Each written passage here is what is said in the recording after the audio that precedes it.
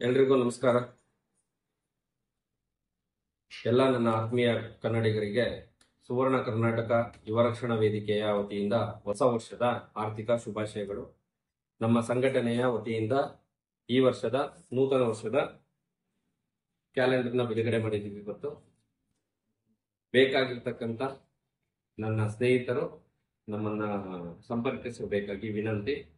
ಮತ್ತೊಮ್ಮೆ ಎಲ್ಲರಿಗೂ ಹೊಸ ವರ್ಷದ ಆರ್ಥಿಕ ಶುಭಾಶಯಗಳು. ಈ ವರ್ಷ ಎಲ್ಲರಿಗೂ ಒಳ್ಳೇದಾಗ್ಲಿ. ಒಳ್ಳೆತನದಿಂದ ಕನ್ನಡ ನಾಡು ನುಡಿಗೋಸ್ಕರ ಕೆಲಸ ಮಾಡೋಣ. ಎಲ್ರಿಗೂ ನಮಸ್ಕಾರ.